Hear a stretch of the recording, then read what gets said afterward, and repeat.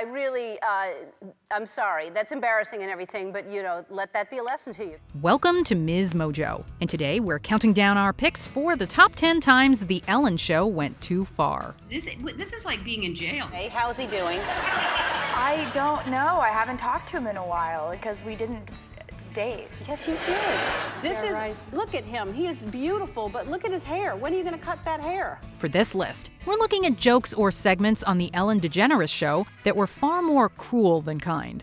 Let us know in the comments which moment from the daytime talk show made you cringe the most. Number 10. Alison Sweeney. American soap opera actress Alison Sweeney has been Ellen's guest a few times, but one appearance sticks out more than the others.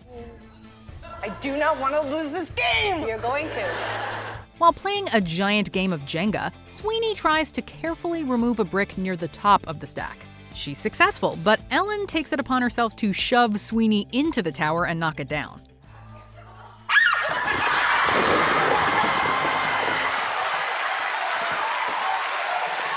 Though Sweeney wasn't upset by the stunt, this doesn't mean it was a nice thing to do.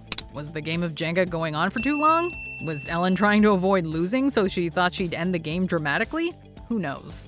Number 9. Mocking Michelle Obama. Can you chill out on the itching? Ellen decided to take Michelle Obama, who was still the first lady at the time, to a pharmacy as a way to poke fun at how out of touch famous people can be from everyday citizens. Check in. Michelle. The irony there is, of course, that DeGeneres herself is a multimillionaire. And Mrs. Obama has spent much of her career and life helping and defending marginalized people. Ellen, don't open these up in the store. Why not? To make matters worse, part of Ellen's shtick was to walk around the store taking items out of their packaging, yelling about the First Lady through a megaphone, and embarrassing her in public. Don't you want me to sign the Shorts? Yeah. But you were about to head for the forehead. Number 8. Dakota Johnson. In October 2019, Dakota Johnson turned 30 and celebrated in style with a huge party. How was the party? I wasn't invited. Actually, no, that's not the truth, Ellen. You were invited. A few weeks later, she appeared on Ellen and was quickly interrogated by the host about why Ellen didn't get a party invite. What followed went down in pop culture history as Johnson pointed out that Ellen was invited after all, but didn't show up because she was busy that weekend. But I did invite you and you didn't come. So, This time you invited me? yeah. Are you sure? Yeah. How do you know? I don't think so. Ask everybody. To make matters worse for Ellen, it later came out that she'd been at a football game that same weekend with former President George W. Bush, whose political stance was decidedly anti-LGBTQ+ during his time in office, and is a controversial politician to say the least. It was probably in Malibu. That's too far for me to go to. Yeah. Yeah. It's no wonder Ellen isn't Dakota's favorite comedian. Number 7. Taylor Swift's personal life. Taylor Swift's been in the public eye for a long time. And you have to assume that she's gotten increasingly tired of answering questions about her love life as the years have gone by. We actually never dated. Yes, you did. This was never more clear than when Ellen took it upon herself to quiz Taylor about Zac Efron, whom she'd been seen out with. How's he doing? I don't know. I haven't talked to him in a while because we didn't date. Yes, you did. Ellen made an entire game out of pictures of Taylor Swift with random male celebrities, asking her to ring a bell every time she saw someone she actually dated. Ring it at some bad point. this Okay. makes me feel. All right. Taylor made it clear from the beginning she did not want to take part, but Ellen wasn't having any of it. Honestly, the bit goes on longer than it should have. Number 6. Celine Dion. Back in 2007, legendary Canadian singer Celine Dion appeared on Ellen and came under fire for the way her son had his hair styled at the time. Look at him. He is beautiful, but look at his hair. When are you going to cut that hair? Ellen wanted to know why Dion had let him grow his hair so long and asked when he was going to get it cut off, much to Dion's annoyance. Some people shave the head of their children. And people say, oh, isn't that terrible? Well, I don't even cut my son's hair, and they say, oh my God, when is she gonna cut her son's hair? Right. After all, her son wasn't hurting anybody by having long hair. Ellen is a pioneer when it comes to breaking down barriers and traditional gender norms, so it doesn't seem to fit that she would make such a big deal over a young boy being allowed to grow his hair. My son makes his decision about this hair. Dion put her in her place. Number 5. Titi Pierce. Ellen was presenting a segment about real estate ads in the US, and one Georgia-based realtor named Titi Pierce came under particular scrutiny. Nipple convalescent home. What boob named that place? Titi Pierce.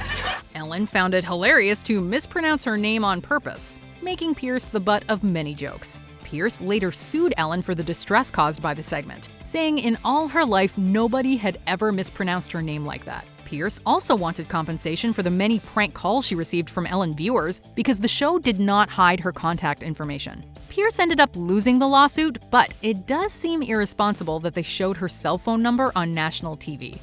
Number 4. Extra gift. Some members of the studio audience were invited backstage to look around the set and take a free gift from a large table full of Ellen-branded items. They are firmly told that they're only allowed one gift each, but the hidden camera catches one girl double-dipping.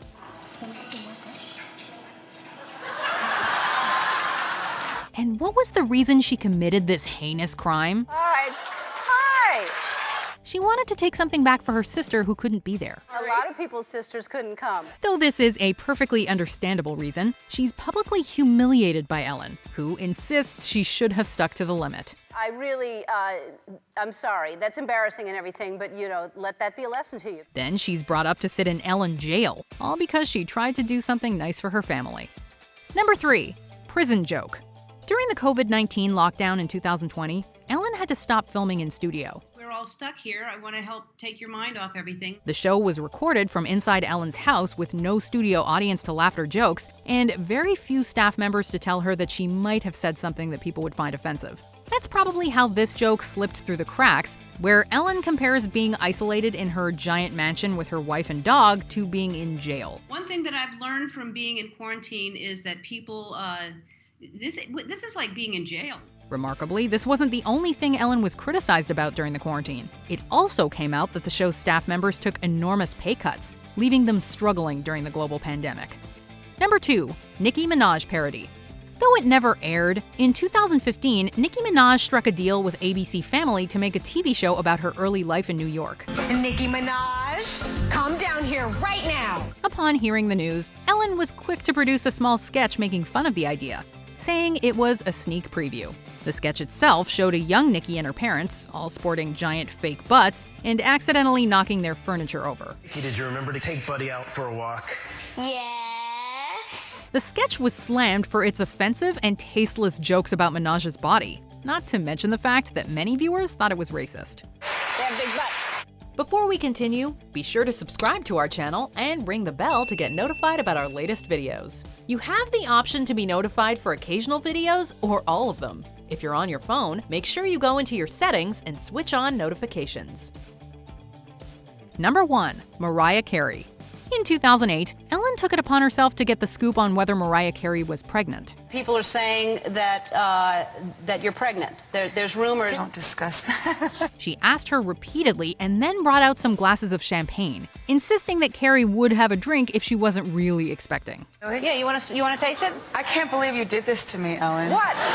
It later came out that Carey was pregnant at the time, and she sadly suffered a miscarriage shortly after this infamous interview.